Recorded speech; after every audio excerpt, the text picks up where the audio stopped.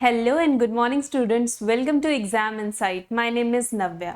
तो आज हम 29 सितंबर के टॉप करंट अफेयर्स देखने वाले हैं जो कि आपके हर एक एग्जाम को कवर करेंगे। आप किसी भी एग्जाम की प्रिपरेशन कर रहे हो, ये करंट अफेयर्स आपके काम में ज़रूर आएंगे, तो वीडियो को एंड तक थॉरली ज़रूर देखना। साथ ही साथ अगर आप अपनी प्रिपरेशन और ज़्यादा पक्की करना चाहते हो तो आप हमारे डिस्क्रिप्शन बॉक्स में जाके टेलीग्राम के लिंक को ज्वाइन कर सकते हो। हमारे चैनल को ज्वाइन करो, वहाँ पे हम रोज़ नए नए क्विजेस डालते हैं। वो क्विजेस सॉल्व करके आप अपनी एग्जाम की तैयारी और ज़्यादा पक्की कर सकते हो। इंटरेस्ट भी बना रहता है क्विजेस सॉल्व करने से, साथ ही साथ वो जो क्विजेस होते हैं ना वो एग्जाम ओरिएंटेड होते हैं, तो वो बहुत ज़्यादा इंपॉर्टेंट होते हैं, जाके उन्हें भी सॉल्व करो।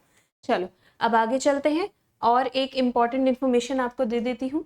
5 अक्टूबर से हमारे ऑफलाइन सेंटर पे न्यू बैच स्टार्ट हो रहा है, जिसमें अभी फेस्टिवल ऑफर चल रहा है, दैट इज 20% डिस्काउंट, और ये ऑफर सिर्फ 30 सितंबर तक वैलिड है। तो अभी जाके एनरोल कराओ। यहाँ पे आपको CDS, RRB, CET, IBPS, SSC comprehensive course मिलेगा इनका।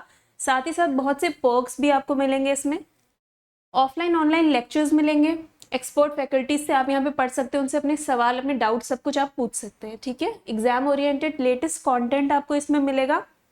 ऑनलाइन ऑफलाइन टेस्ट सीरीज मिलेगी। डेली करंट अफेयर्स के अपडेट आपको ऑफलाइन सेंटर पर भी मिलेंगे। साथ ही साथ में रिकॉर्डेड लेक्चर मिलेगा फॉर योर रिवीजन, और रिक्रूटमेंट अलर्ट आपको यहाँ पे तो मिलेंगे। साथ ही साथ हमारे टेलीग्राम लिंक को अगर आप ज्वाइन करते हो तो यहाँ पे भी आपको रिक्रूटमेंट अलर्ट्स मिलेंगे कि नए कौन सी पोस्ट आ रही है, क्या इस सारी इन्फॉर्मेशन आपको यहाँ पे मिल जाएगी। चलो, ये तो रही इन्फॉर्मेशन जो आपके लिए बहुत ज्यादा इंपॉर्टेंट थी। अब और इम्पॉर्टेंट करंट अफेयर्स पर आते हैं। गूगल ने 27 सितंबर को अपना 25th बर्थडे मनाया। आपको बता दूं, अगस्त 1998 में इसको गूगल को इनिशियल फंडिंग मिली थी। किसने की थी? एंडी बैक्टोशिन में। किसने?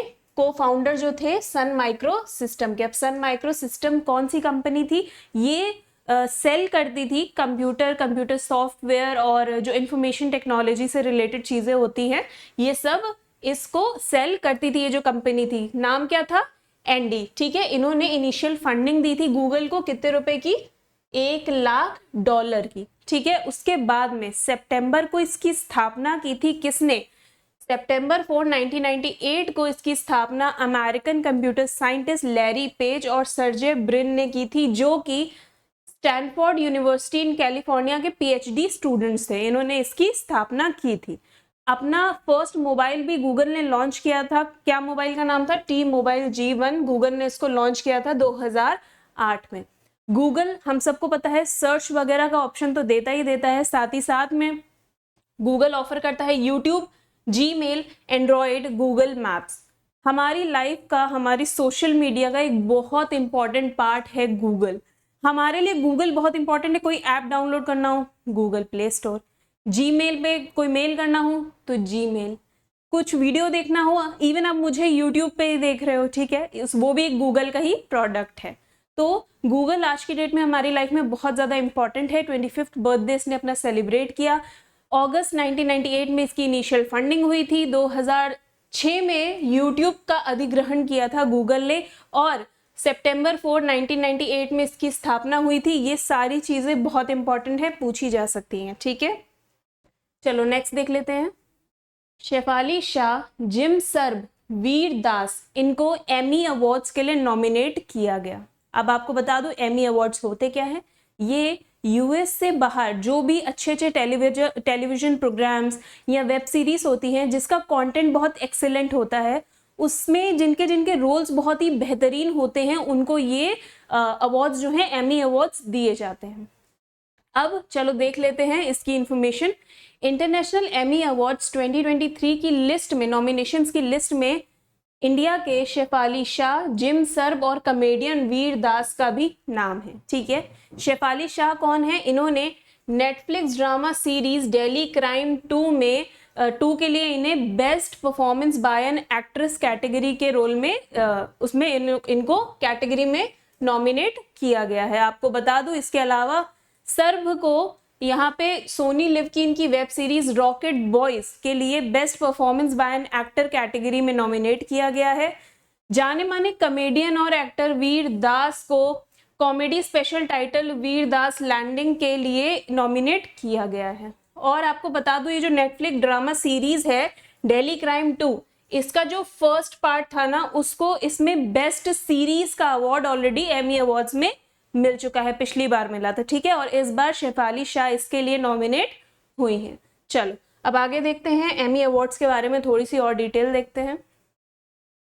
इस बार जो एमी अवार्ड्स होंगे ना वो 51st एडिशन होगा, यानी कि 50 अवार्ड्स ऑलरेडी ऑर्गेनाइज हो चुके हैं। ये अवार्ड जैसे कि मैंने आपको बताया, excellence in television programming outside the US, ठीक है। कंट्री क्या, यूनाइटेड स्टेट्स। कौन इसको प्रेजेंट करता है, international academy of television arts and sciences. इसके पहले अवार्ड्स कब दिए गए थे, नवंबर 1973, 50 ईयर्स अगो। इस बार कहाँ पे हो रहा है, इस बार ये हो रहा है न्यूयॉर्क में। कहाँ हो रहा है, न्यूयॉर्क में। कब हो रहा है, 20 नवंबर 2023, ठीक है, ये डेट है और ये न्यूयॉर्क में हो रहा है। चलो आगे चलते हैं। वी राघवन ने अपनी book Tales from the Home of Wags and Wiggles को लॉन्च किया। अब इन्होंने एक इवेंट में अपनी इस बुक को लॉन्च किया। ये बुक किस बारे में है, ये बुक में शॉर्ट स्टोरीज हैं जो कि सत्य घटनाओं पे आधारित हैं, ठीक है। ये बुक इन्होंने लॉन्च करी है। आपसे इससे रिलेटेड एक सवाल पूछा जा सकता है, क्योंकि ये जो करंट अफेयर है ना ये इंपॉर्टेंट है, ये करंट अफेयर इंपॉर्टेंट है। आपसे सवाल इस तरीके से पूछा जा सकता है that who is the author of Tales from the Home of Wags and Wiggles, तो आपको क्या बोलना है, वी राघवन। चलो आगे चलते हैं। गोकुल सुब्रमण्यम को इंटेल इंडिया के प्रेसिडेंट के रूप में अपॉइंट किया गया। इनका ये अपॉइंटमेंट हुआ है निवृत्ति राय के रेजिग्नेशन के बाद। निवृत्ति राय ने, जो कि इंटेल इंडिया की कंट्री हेड थी, उन्होंने जून 2023 में रेजिग्नेशन दे दिया था। उसके बाद में अब गोकुल सुब्रमण्यम को इसके प्रेसिडेंट के रूप में चुना गया है, जिनकी रिस्पॉन्सिबिलिटी होगी इंजीनियरिंग एंड डिजाइन ऑपरेशंस की। ये इसके लिए रिस्पॉन्सिबल होंगे। सुब्रमण्यम जो कि यूनिवर्सिटी ऑफ मद्रास और यूनिवर्सिटी ऑफ टेक्सास के पूर्व छात्र थे, उन्होंने इंटेल में काम करते हुए उनको 11 साल हो गए हैं ऑलमोस्ट, और अब उनको इसका प्रेसिडेंट बना दिया गया है। चलो आगे देखते हैं।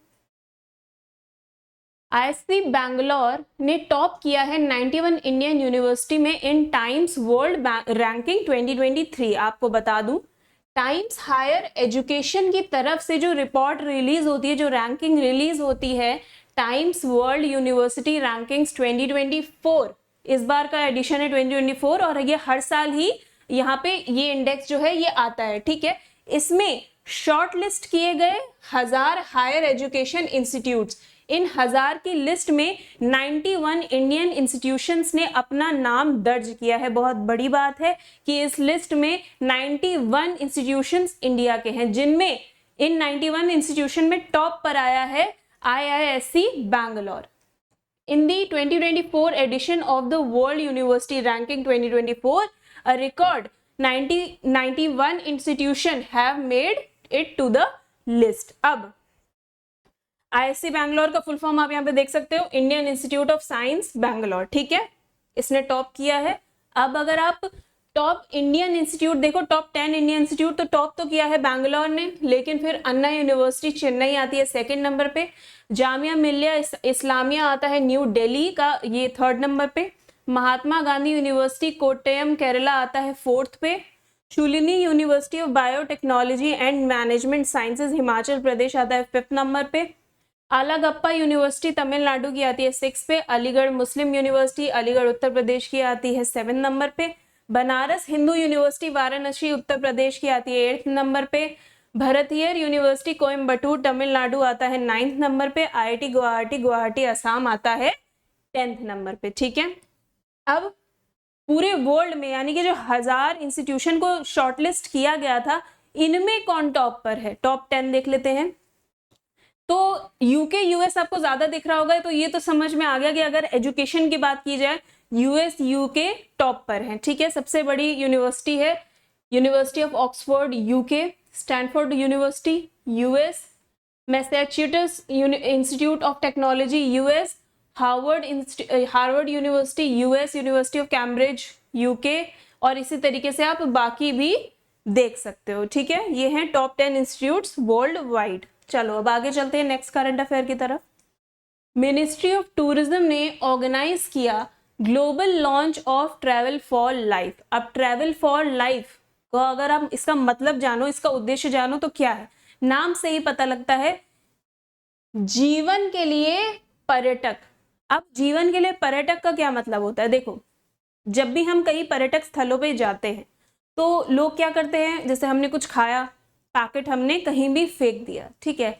छोटी छोटी दूरी पर अगर हम जाते हैं तो हम क्या मोटर बाइक्स हायर कर लेते हैं, रेंट ले लेते हैं। जैसे कहीं भी आप जाते हो आप क्या मोटर बाइक्स को रेंट पे ले लोगे, या फिर आप टैक्सी कर लोगे, कार कर लोगे, ओला उबर ये सब कर लोगे, ठीक है। साथ ही साथ में जैसे आपने कुछ खाया फेंक दिया, ये छोटे छोटे शॉर्ट डिस्टेंसेस पे आप स्कूटी वगैरह से गए या कार टैक्सी से गए।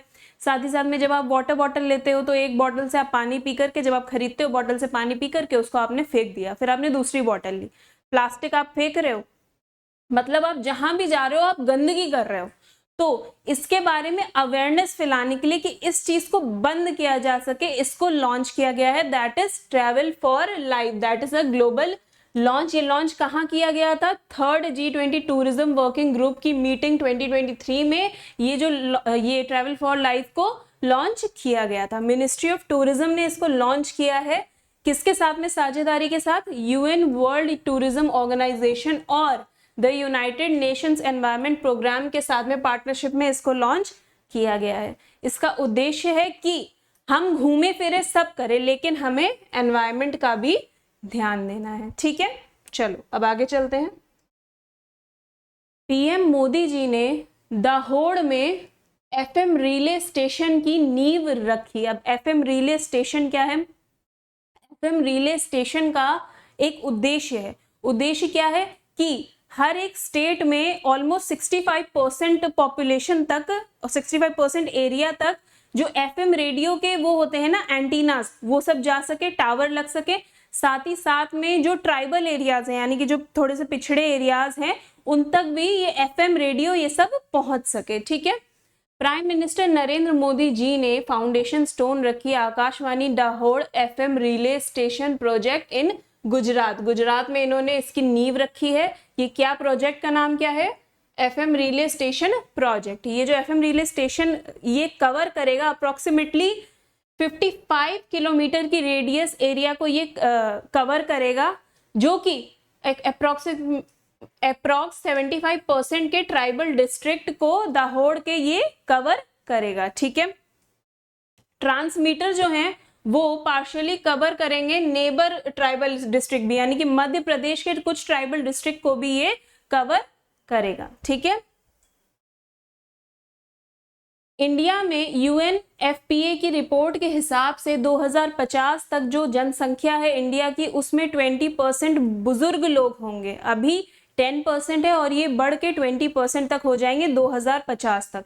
और 2046 के आसपास आते आते जो बच्चे हैं वो बुजुर्गों से कम हो जाएंगे, यानी कि बुजुर्ग की संख्या, जनसंख्या थोड़ी सी ज्यादा बढ़ जाएगी। लेकिन जो थोड़े से रिमोट एरियाज हैं, पिछड़े एरियाज हैं, जहाँ पे लोगों को मेडिकल सर्विसेज के बारे में इतनी नॉलेज नहीं है, एक अच्छी लाइफस्टाइल के बारे में नॉलेज नहीं है, तो वहाँ पे अगर बुजुर्ग लोग बहुत ज़्यादा हो जाएंगे तो वहाँ पे उनको दिक्कत हो सकती है। तो ऐसे में सरकार को क्या चाहिए कि सरकार उनकी हेल्थ और वेलबींग की तरफ कुछ नए नए स्कीम्स या योजनाएं वगैरह लॉन्च करे और उनकी हेल्थ और वेलबींग की तरफ भी ध्यान दिया जाए। आप देख सकते हो UNFPA की रिपोर्ट के हिसाब से 2050 तक बुजुर्गों की जनसंख्या थोड़ी सी ज्यादा हो जाएगी, जिसमें महिलाएं ज्यादा होंगी। महिलाओं की लाइफ एक्सपेक्टेशन थोड़ी सी ज्यादा होती है, 60 to 80 ईयर्स की अगर एज में आप देखो तो वो मेन से ज्यादा जीती हैं। ठीक है, एक्सपेक्टेंसी उनकी ज्यादा होती है। तो यहाँ पे सरकार को क्या चाहिए कि थोड़ा सा ध्यान दें कि बुजुर्गों की वेलबींग और हेल्थ पर भी ध्यान यहाँ पे दिया जाए। ठीक है, चलो ये तो हो गए हमारे आज के करंट अफेयर्स। आई होप आपको इन्फॉर्मेटिव लगे होंगे। चलो quick and short current affairs देख लेते हैं। आपको होमवर्क भी मिलेगा तो थरली देखो, और हिंदी इंग्लिश मैंने कर दिया है। ठीक है, आपका कमेंट आया था कि मैम इंग्लिश में भी हमें चाहिए, सिर्फ हिंदी में हमें समझ में नहीं आता, तो मैंने इंग्लिश हिंदी दोनों में कर दिया है। हाल ही में किस देश की मुद्रा दुनिया में सबसे अच्छा प्रदर्शन करने वाली मुद्रा बनी है? तो इसका आंसर है अफगानिस्तान।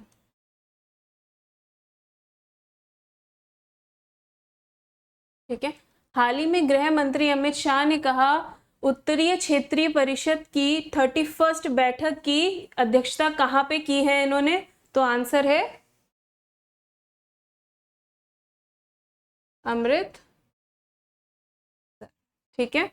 हाल ही में किस राज्य सरकार ने महिला बीट अधिकारियों शक्ति दीदियों का नाम दिया है? हाल ही में कौन से राज्य सरकार ने महिलाओं को, यहाँ पे आप देख सकते हो, शक्ति दीदीज का नाम दिया है? तो आंसर है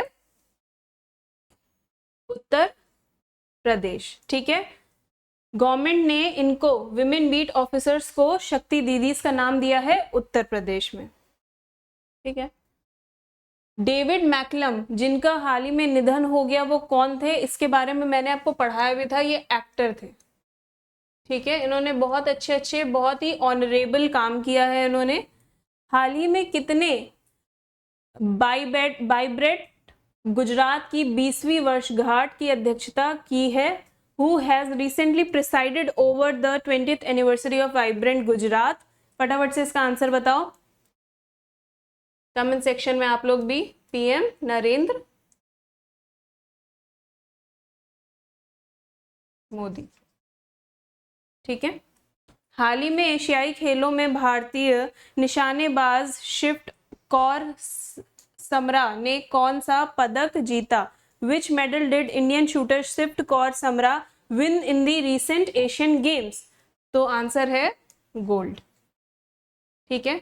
ये तो हो गया आपका quick and short current affairs. अब आपका होमवर्क क्या है ये भी देख लो। Who has recently launched its own app store to end Google's monopoly? Google की मोनोपोली को खत्म करने के लिए किसने, कौन सी कंपनी ने अभी अपना खुद का ऐप स्टोर लॉन्च किया है? ठीक है। Who will host the Global Turmeric Conference recently?